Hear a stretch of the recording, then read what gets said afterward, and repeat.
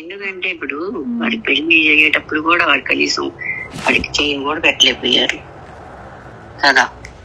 మా వల్ల కాదండి అమ్మ అది ఆ సాంప్రదాయాలు అడిగితే ఎవరు అనుకుంటారు అసలు.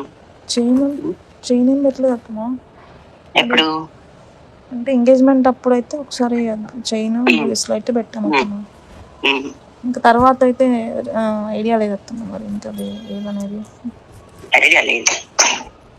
అంటే పెళ్ళి అప్పుడు అత్తమ్మా నాకేం పెట్టారు పెళ్ళప్పుడు ఏమన్నా పెట్టారా అసలు? ఇప్పుడు మేము మా పిల్ల అనుకొని నీకు ఒక 50 లక్షలు ఖర్చు పెట్టుకున్నాం. మా అమ్మాయి మా ఇంటికి వచ్చే అమ్మాయి మా అమ్మాయి అని వాడికి ఏమి ఇచ్చారు? వాడికి అంటూ ఒక వాల్యూ ఉండాలి కదా. అదే దాని తర్వాత అయితే ఏమైతే అడగలేదు అత్తమ్మా. చైన్ బ్రేస్లెట్ అయితే ఎవరు తాంపని అడిగితే మా వాళ్ళు కాదండి మమ్మీ. అంటే మీ ఇంటికి వచ్చాక ఎవరు అసలు? అత్తమ్మ మా అమ్మ. ఇప్పుడు నేను అమ్మ బిడ్డని ఎలా చూసుకుంటా?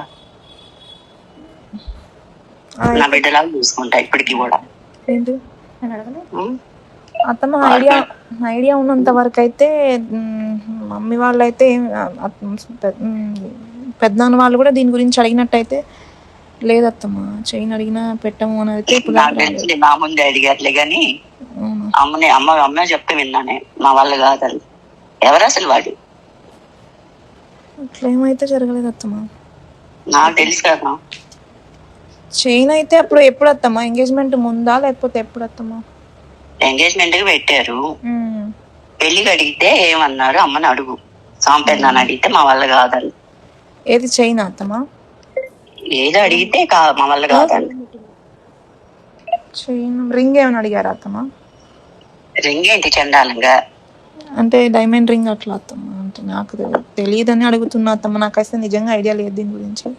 అంటే వాడిని కూడా మీరు కూడా ఒక మనుషులాగా ఒక వాల్యూ ఇస్తే వాడు కూడా మా మామగారి ఇల్లు మా అత్తగారి ఇల్లు అని వచ్చి చక్కగా ఉండడానికి వాడికి ఇష్టం కలిగేది. కానీ వాడు ఎప్పుడు బయటపడలేదు.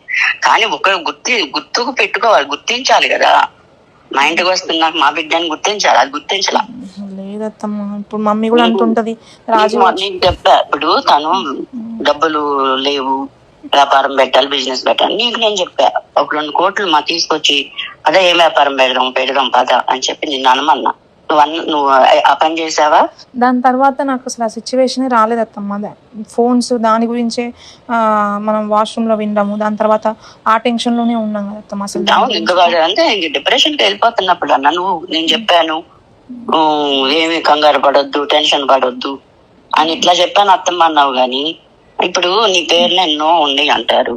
వాడి చేతికి ఇచ్చి ఇది చేద్దామని అంటే వాడికి ఒక తృప్తి ఉంటది. అసలు మీరు గుర్తించింది ఎక్కడ? డాడీ గుర్తించింది ఎక్కడ? ఇప్పుడు దాని గురించి తర్వాత అంత సీరియస్ డిస్కషన్ రాలేదత్తమ్మా. ఇప్పుడు స్టార్టింగ్ లో మరి వస్తే రావచ్చు అత్తమ్మా, అంతేగాని మీరు దాని గురించి చెప్పిన తర్వాత మేము అడిగేదాకేంటి వాడికి అసలు పెళ్ళప్పుడు ఏం చేశారు డాడీని ఆలోచించుకోమని, ఏం చేశారా ఆలోచించుకోమని. పిల్లడికంటే ఒక వాల్యూ ఇచ్చారా? కనీసం గొడుగు పట్టడానికి కూడా రాలేదు. వర్షంలో తడుస్తా నుంచున్నాడు. ఎంత ఘనంగా తీసుకెళ్ళాలి ఇంటికి, లేదంటే అక్కడికి వచ్చినప్పుడు కానీ ఇవన్నీ ఉండుంటాయి వాడికి మైండ్ లో. నాకు బాధని వాడికి అక్కడే మైండ్. అందుకని అప్పుడు ఉండమంటే వాడు ఉండలేకపోయాడేమో అనుకుంటా ఉంటానే. లేదత్తమ్మా నాకు చెప్పాడు అలా అని కాదత్తమ్మా. నేను ముందే ఆయన అడుగుతానే ఉన్నత్తమ్మా. అంటే నార్మల్ గా నీకేమైనా ఇబ్బంది ఉంటే నాకు చెప్పు అని అంటే ఇబ్బంది ఏం లేదు, కాకపోతే అర్థం చేసుకోవాలి. కానీ చెబుతాడా మా అమ్మాయి పేరు ఎంత ఉంది అంత ఉంది అని చెప్తున్నారు. కానీ కనీసం ఇంత ఇచ్చి ఏదన్నా వ్యాపారం చేసుకో. మామయ్య గారికి అక్కడ డబ్బులు లేక ఇబ్బంది పడ్డాడు. ఇప్పుడు ఏంటి తక్కువ రేట్లకైనా బిడ్డల ముందు ఒక వాళ్ళకి డబ్బులు చేతికి ఇచ్చి బిజినెస్ చేయించాలని తక్కువ రేట్కైనా అమ్మేశారు ఇప్పుడు కొన్ని స్థలాలు. అత్తమ్మ మీరు అప్పుడు ఒకసారి అన్నారు అత్తమ్మ దీని గురించి, ఒకసారి ఇట్లా అను ఆయనతోనైనా ఆయన తృప్తిగా ఫీల్ అవుతాడు అని అన్నారు కదా అత్తమ్మ. ఇప్పుడు నాకు తెలిసింది అయితే నేను చెప్తున్నా అత్తమ్మ, ఇది స్టార్టింగ్ లో చేయనది అయితే నాకు నిజంగా ఐడియా లేదు. చెప్పింది అమ్మ చెప్పింది. నా ముందు సాంపేదాన్ని అడిగాడే మామూలుగా అడిగితే వల్ల కాదండి. అంటే అసలు వాడికి వాల్యూ అంటే ఎక్కడ ఇచ్చారు? అయితే ఇది అసలు ఎంత వేదనగా ఉంటుందో తెలుసా. ఇప్పుడు నువ్వు నా ఇంటికి వస్తుంటే నా ఇంటి బిడ్డ నా బిడ్డ అనుకుని నీకు ఖర్చు పెట్టుకున్నావు. ఎందుకు మేము అప్పులు చేసుకొని వడ్డీకి డబ్బులు తెచ్చుకొని కూడా మా బిడ్డ అని చెప్పి నీకు అట్లా చేసుకున్నాం. అంటే పెళ్లి ఖర్చులు తీసి మామూలుగా 2 కోట్లు అయింది. ఆ రిసెప్షన్ సంగతి పక్కన పడేసి నీ వారు నీకు నేను చెప్పా, నువ్వు నమ్మ, నువ్వు తెచ్చుకునేది మనకు ముఖ్యం కాదు. నువ్వు 20 తెచ్చుకుంటే అందులో 2 తీసేసుకో, డైమండ్ సెట్ కొనుక్కో. రేపు నీతో పాటు ఇంకో అమ్మాయి ఇంటికి వస్తుంది, నువ్వు చక్కగా డైమండ్ సెట్ ఒకటి కొనుక్కో. ఆ డబ్బులు వచ్చి మనకి ఏం చేయవు. ఇప్పుడు నీ పేరున ఎన్ని ఉన్నాయో మాకైతే తెలియదు. ఆ డబ్బులు వచ్చి మాకు ఇక్కడ ఏం అరగబెట్టేది ఉండదు. కానీ నలుగురిలో ఉన్నప్పుడు ఒక ఇది మనకు కనబడాలి అంటే ఇట్లా చెయ్యమ్మని నీకు చెప్పానా? చెప్పారు అత్తమ్మ. మీరు కూడా వెంటనే కాకుండా మొన్ననే అయింది కదా పెళ్లి, కొంచెం టైం తీసుకో, ఇప్పుడే కాదు అని అన్నారు కదా అత్తమ్మ. డైమండ్ సెట్ కొనుక్కోమని అది కుదరదు. ఇప్పుడు మమ్మీ డాడీ వాళ్ళు ఎంతసేపు ఎక్కడో ఉండే అల్లుళ్ళకి కొంతనేసి చెప్పారు కానీ మా అల్లుడికి అట్ట పెట్టారు, మీరు పెట్టరా, మా అమ్మాయికి ఇలా పెట్టారు, మీరు పెట్టరా అని చెప్పి అన్నారు. కానీ ఒక ఇంటిలో వచ్చి ఉండే కోడళ్ళని గురించి నేను చెప్తే అసలు డాడీ పట్టించుకున్నాడా? లేదత్తమ్మ. దేని గురించి చెప్తామా? అసలు మామూలుగా చెప్పారంట. ఇప్పుడు 2వ అబ్బాయికి వచ్చే అమ్మాయి బాగా ఉండమ్మాయి, మా ఆడపడుచు కట్నం పిల్లకి 50 లక్షలు ప్రాపర్టీ ఇస్తుంది, ఇవన్నీ చెప్తే కూడా అవి పరిగణలోకి తీసుకోవాలా? అంటే ఇద్దరు కోడళ్ళు ఇంటికి వచ్చే చోట దాని గురించి పరిగణలోకి తీసుకోరు, కానీ ఇద్దరు వేరు అల్లుళ్ళు పరిగణలోకి తీసుకోవాలా?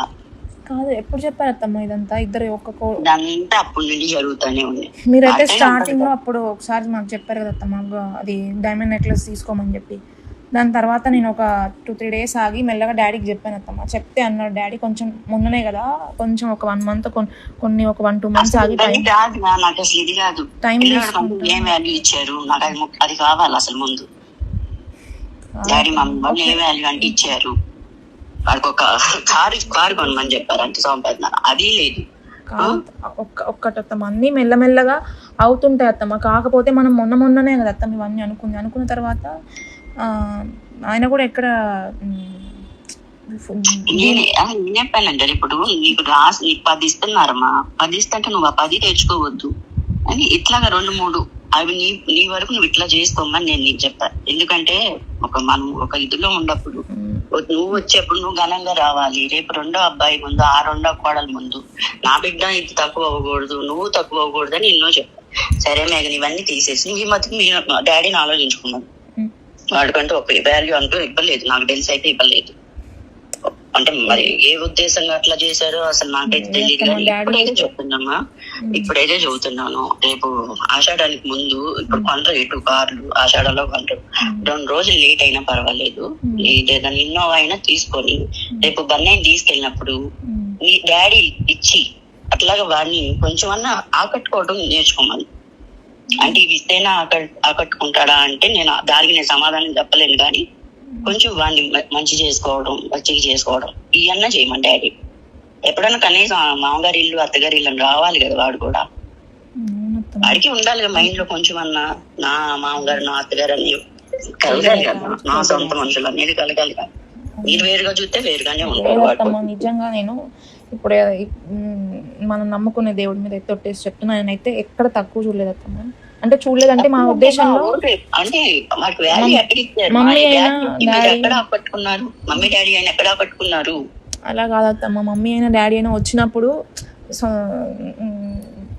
తింటున్నా, రాజు మాట్లాడుతున్నా, ఎక్కడన్నా ఉన్నా కూడా నా కొడుకులాగానే అనిపిస్తుంది అని మమ్మీ ఫీల్ అయింది తప్ప తప్పుగా అయితే ఒకవేళ తెలియకుండా ఏమైనా మిస్టేక్స్ చేసి ఉండొచ్చు అత్తమ్మ, గొడుగు అట్లాంటివి ఏమైనా తెలియక చేశారు కానీ కావాలని అయితే జరిగినాయి కదా. మీరు ఒకవేళ ఆ విషయంలో ఫీల్ అయితే నిజంగా సారీ చెప్తున్నాను అత్తమ్మ, అవి ఇంకొకసారి రిపీట్ కూడా అవ్వవు. కాదు ఇప్పుడు నేనేం చెప్తానంటే, ఇప్పుడు ఆషాఢం 2 రోజులు లేట్ అయినా పర్వాలేదు, శ్రావణ మాసం వచ్చాక 2 రోజులు లేట్ అయినా పర్వాలేదు, డాడీ ఒక కారు కొని అక్కడ ఇంటి దగ్గర పెట్టి రేపు బన్నయ్యని తీసుకొని వెళ్తారు కదా, అప్పుడన్నా వాడికి అట్లాగన్నా ఇచ్చి కొంచెం వాడికి వాల్యూ ఇచ్చి వాడిని కొంచెం అన్నా మా పిల్లోడు అన్నట్టు, మేము నీకున్నామమ్మా అన్నట్టు కొంచెం ఆ భరోసా అన్నా కల్పించండి. నేను కూడా మీ మనుషులమేమ్మా అన్న భరోసా అన్నా కల్పించాను. డాడీ అయితే అంటే కలిగిస్తారు అత్తమ్మ, కొంచెం లేట్ అటు ఇటు అయినా కానీ డాడీ అయితే అసలు అట్లా ఫీల్ అవ్వలేదు అత్తమ్మ. నా ఎప్పుడైనా ఇంకా చెప్పాలంటే అక్క వాళ్ళ హస్బెండ్ కంటే కూడా రాజీవ్ని ఇంకా ఎక్కువ ఇష్టంతో తీసుకున్నాడు అత్తమ్మ అన్నీ కూడా. అందుకే ఒకవేళ తక్కువ స్పాన్ ఆఫ్ టైంలోనైనా డాడీకి ఉన్న దాంట్లో అయితే అప్పటికప్పుడు అడ్జస్ట్ అయిన దాంట్లో అయితే ఇప్పుడంటే నాన్న ఇప్పుడు కార్ ఎందుకు చెప్తున్నానంటే అది లోన్ మీద కట్టుకోవచ్చు, నెలకి ఇంత అని ఏదో కట్టుకోవచ్చు. అయితే ఇది అసలు అట్లీస్ట్ మీరు చెప్పిన మాట నేను ఇంకా మమ్మీ వాళ్ళ వరకు కూడా రీచ్ చేయలేదు అత్తమ్మ. ఏంటంటే ఇది అప్పుడు బిజినెస్ లో కొన్ని సాంప్రదాయం అయితే చాలా సార్లు కారు కొనండి పన్ను, కారు కొనండి అని పన్ను అని డాడీ చాలా సార్లు అయితే చెప్పాడు. ఇదైతే ఏ టైంలో అత్తమ్మ? పెళ్లి తర్వాత? పెళ్లి అయ్యాక, పెళ్లికి ముందు అయితే చెప్పాడంట. పెళ్లికి ముందు అయితే చెప్పలేదు అనుకుంటున్నా. అయితే పెళ్లి తర్వాత అయితే మీరు అప్పుడు నాతో అన్న ఈయనకి కొంచెం కార్ కావాలి ఎటన్నా వెళ్ళడానికి అని. అది మొన్న కదా నాన్న, అది మొన్న కదా జరిగింది. అప్పుడు జరిగింది. అది డిప్రెషన్ లో ఉన్నప్పుడు నా కార్ ఇప్పింది. నాకు తెలిసింది కూడా అప్పుడే జరిగింది. పెదనాన్న ఉండి అడిగారు సాంప్రదాయాలు. ఇప్పుడు అసలు అది కాదు నేను అనేది ఏంటంటే, వాడికి కూడా కొంచెం మేము నీ మనుషులు అయ్యా, నువ్వు మా బిడ్డవన్నా ఆకట్టుకోవడం, ఆ భరోసా కల్పించమని డాడీ అట్లన్నా. రేపు దీనికి దానికి కూడా ఆస్తులు అమ్మేయాల్సిన పనే ఉండదు. నెలకి లోన్ ఇంత అని కట్టుకుంటారండి. అలా కట్టుకొని ఒక ఇన్నోవా కారు రేపు వచ్చినప్పుడు అట్లాగా కొన్ని కొంచెం అన్నా ఆకట్టుకునే విధంగా చేయమని డాడీ. ఊరికే తీసుకెళ్ళి అన్నం పెట్టి నిన్ను పంపించడం కాదు, బట్టలు పెట్టి. ఇదైతే చెప్పు డాడీకి. సరే అయితే నేను చెప్తాను అత్తమ్మ. ఇంకొకటి అదైతే చెప్తున్నాను. దీని గురించి మీరు ఏమనుకున్నా నాకు బాధ. ఎందుకంటే రేపు నేను జరగబోయే దాని గురించి నేను ఇప్పుడు చేసుకుంటున్నాను అనమాట. వాడిని కూడా ఒక వాల్యూ ఇవ్వండి, వాడిని గుర్తించండి. మా బిడ్డ మా అల్లుడైనప్పటికీ మాకు బిడ్డ అని చెప్పి అప్పుడు అదొక్కటి చేసుకుంటే మేము బయట అమ్మ బిడ్డకి కారు ఇద్దామని అనుకున్నాం. కానీ వాళ్ళు వద్దన్నారు కారు. మాకు చాలా కార్లు ఉన్నాయి, మాకు వద్దు ఈ కార్లే. అట్లాగా అసలు పెళ్లికి ఏదైనా పెట్టమని అడిగితే మా వాళ్ళు కాదన్నమ్మ. నాకు తెలుసు అన్నమాట. అంటే మా ఇక్కడే ఉండి మాట్లాడాడు స్పీకర్ కి. డైమండ్ సెట్ అడిగితే మేము చెప్తాం చెప్పాల్సింది. అసలు మాకు మేము వడ్డీకి తీసుకొని డబ్బులు అంత కార్యక్రమం జరిగించాం. ఇప్పుడు బన్నయ్య కోసం తక్కువ రేట్ అయినా సరే ఇచ్చి పడేసి ముందు డబ్బులు తెచ్చి వాటికి అప్పు చెప్తాం అన్నమాట. ఎందుకంటే బిడ్డ బాగుండాలి ముందు, మనకి అది ముఖ్యం. మనకి మామూలుగా చూసుకుంటే అయినా ఎక్కువ సార్లు ఇక్కడ రావడానికి కూడా ఛాన్స్ దొరకదు కదా. మనం పెళ్ళైన తర్వాత వైజాగ్ వెళ్ళడం, వచ్చిన తర్వాత మనం కూడా ఈ ఫోన్స్ గురించి దాని గురించి ఎక్కువ టెన్షన్ పడాలి. ఇప్పుడు మీ కారు కొనుక్కోవాలంటే కొనుక్కోగలము, కానీ మీ వైపు నుంచి కూడా వాడికి ఒక అంటే ఇది రావాలి కదా, పాజిటివ్ మైండ్ రావాలి కదా. అట్లా ఉండాలి కదా. నేను కోరుకుంటున్నా అది. ఇప్పుడు మీరు ఇస్తేనే కారు మాకు ఉంటదని కాదు. లేదంటే మామయ్య కొని పెడతాడు. మామయ్య కొని పెడితే వాల్యూ ఏమొస్తుంది డాడీకి? అది నేను అందుకోసం. లేదంటే ఇప్పుడు కొని పెట్టుకోవాలి మామయ్య. డబ్బులు ఉన్నాయి ఇంట్లో, పొలాలు అమ్మే డబ్బులు ఉన్నాయి, కొని పెట్టుకోండి. కానీ మీకు అయితే రాదు కదమ్మా. నేను ఆలోచించుకొని నిర్ణయం తీసుకున్నాను. నేనే నీకు చెప్తాను, నువ్వు అది ఎట్లా ఆచరణలో పెట్టుకుంటావో ఇక నీ ఇష్టం. అది నేను పెట్టుకోకపోయినా నేను చేసేదంటూ ఏమి లేదు. లేదత్తమ్మ, మీరు సరే మీరు చెప్పినా ఇప్పుడు మేము చెప్పినా పెళ్ళైన తర్వాత మేమిద్దరం మంచిగా ఉండాలనే చెప్తారత్తమ్మ మీరు. మా అమ్మాయి నేనైతే నీ ఫస్ట్ నుంచి వద్దమ్మా, చిన్నపిల్లవాడు అవేలా అట్లా ప్రాంతం చేసుకోరు అని నాకు తెలిసిన వరకు నేను అన్ని నీకు చెప్తూనే వచ్చాను. కానీ మీ ఇద్దరికి వాళ్ళ ఫస్ట్ నైట్ ఇట్లా జరిగింది అత్తమ్మ ఒక్క మాట నాకు చెప్తారా? చెప్పలేదు. ఇప్పుడు అంతా ఇదైపోయా. అత్తమ్మ నేను ఆయనతో కూడా చెప్పుకుంటూనే వచ్చాను అత్తమ్మ. అత్తమ్మ మీరు అడిగిన రోజే నాకు చెప్పాను, అత్తమ్మ ఇట్లా అడిగింది మరి అంటే మనం ఏమని చెప్పాలి అంటే, అలా ఎందుకు చెప్తావు, ఇట్లనే చెప్పు మరి, ఎందుకు బాధ పెట్టడం మమ్మీ వాళ్ళని అని అన్నాడు. ఆయన అన్న తర్వాత ఆయన కాదని చెప్తే మళ్ళీ ఆయన ఏమైనా అనుకుంటాడు, ఆయనకి ఏమైనా బ్యాడ్ ఫీలింగ్ అట్లా ఏమైనా వస్తుందేమో అని చెప్పి నేను కూడా చెప్పలేదు అత్తమ్మ. అప్పటికి నేను ఆయన ఫోర్స్ చేస్తూనే వచ్చాను. మరి ఎన్ని రోజులు ఉంటాము ఇట్లా అని చెప్తే, దాని గురించి తర్వాత చూద్దాం, తర్వాత మాట్లాడదాం అనుకుంటూ ఇంకా దాని తర్వాత నీకు చెప్తూనే ఉన్నది అత్తమ్మ. మెల్ల కిందికి వచ్చి అట్లా ఫోన్స్ మాట్లాడుతుంటాము, అట్లా చేస్తున్నాడు, బాత్రూమ్కి వెళ్తున్నాడు, లేట్గా స్నానం చేస్తున్నాడు, వచ్చే వరకు పడుకుంటున్నాడు. అవన్నీ అయిపోయినాయి. అసలు ఇప్పుడు నేను జరగాల్సిన దాని గురించి చెప్తున్నాను మీకు.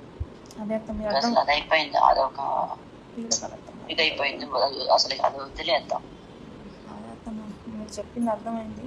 అంటే కాకపోతే మనం ఏంటంటే ఆయన మా ఇక్కడికి రావడానికి కూడా ఎక్కడ కూడా ఛాన్స్ అంతగా పెద్దగా దొరకలేదు కదా అత్తమ్మ. అంటే పెళ్ళైన కొత్తలో 16 రోజుల పండుగ లేదా దావత్ అట్లా ఇచ్చినప్పుడు వచ్చారు, కానీ సపరేట్గా ఆయన మమ్మీ వాళ్ళ ఇంటికి వెళ్ళేసి అసలు ఆకట్టుకుంది ఎక్కడ నేను అది అడుగుతున్నాను. ఎక్కడ ఆకట్టుకున్నాడు అంటే టైం అనేది ఎక్కువ లేదు కదా అత్తమ్మ. మనకు ఉన్నది 1.5 month అయింది అత్తమ్మ. కార్కి ఎంత కావాలరా? కార్కి ఎంత కావాలి? లేదమ్మా, అది కార్ గురించి కాదమ్మా అన్నది, అన్ని ఆకట్టుకోవడానికైనా ఇక్కడికి ఆయన సపరేట్ గా ఎప్పుడు వచ్చింది లేదు కదమ్మా. సరే అదే కానీ ఇప్పుడు మాత్రం జరగాల్సింది నేను చెప్పాను. కొంచెం అది ఇది పెట్టుకోని మనసుల్లో ఇప్పుడు అట్లా చేశాడు ఇంకెట్లా చేస్తాడు ఇట్లా మైండ్ సెట్ పెట్టుకుంటే నేనే ఇంకా ఆయనతో వచ్చిన తర్వాత కూడా ఎట్లా ఉండాలనేది కూడా నేను డిసైడ్ అయ్యే వచ్చినట్టు. ఆయనతో పాత టాపిక్స్ అయితే తీయకూడదు. వీలైతే సరే ఆయన కోపడ్డా కూడా కొంచెం నేనే అడ్జస్ట్ అయ్యి ఆయన మాట్లాడకున్నా ఫస్ట్ ఇదైతే క్లియర్ చేసుకోవాలనే ఆలోచన ఫస్ట్ నేను దాంట్లోనే ఉన్నట్టు. అలాగే ఉండు. ఇది కూడా వాటికంటే ఒక వాల్యూ ఇచ్చి ఇది ఒకటి చేయమని డాడీ. తర్వాత ఇక డబ్బులు ఇచ్చి వ్యాపారం ఏదైనా పెట్టించుకోవాలా ఇక వద్దా అన్నది అది నీకు ఒకసారి చెప్పాను. ఇక అది నీ ఇష్టం, మీ డాడీ ఇష్టం. ఇదన్నా చేయమని రేపు ఆషాఢం అయిపోయారు. ఇప్పుడు మీరు అన్నట్టు ఇప్పుడు డాడీ అయినా అన్నీ సెట్ అవుతే ఏదన్నా ఒక పొలం అన్నా తీసేసి బిజినెస్లో ఇన్వెస్ట్ చేయడానికి పెద్ద ప్రాబ్లం ఏం కాదు. మెయిన్గా డాడీకి కానీ మమ్మీకి కానీ ఇప్పుడు ఏముందంటే మైండ్లో ఫస్ట్ వాళ్ళిద్దరూ సరిగ్గా ఉండాలి. అది ఉన్నదంటే ఇంకేదైనా చేస్తారు అత్తమ్మ. అది సెట్ అయిందంటే ఏదైనా చేయడానికి వాళ్ళు రెడీగా ఉన్నారు.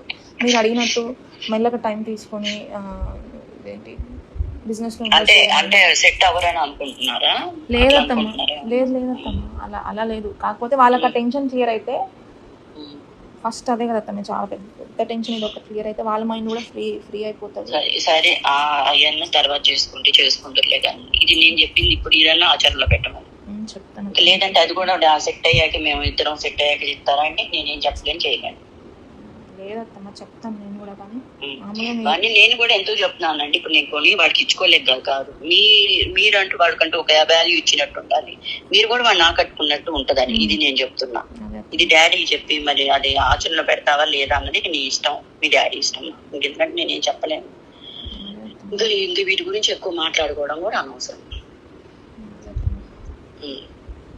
నాకు కూడా కొంచెం అంటే మీరు చెప్పింది అర్థమైనప్పుడు నా బాధ నేను చెప్తున్నాను అంతే. కొంచెం ఈ స్ట్రెస్ అనేది నాకు ఎంత వీలైతే అంత తొందరగా నేను వచ్చిన తర్వాత క్లియర్ చేసుకుంటే బెటర్. ఎందుకంటే ఈ మెంటల్ స్ట్రెస్ నేను కూడా అస్సలు తీసుకోలేకపోతున్నాను.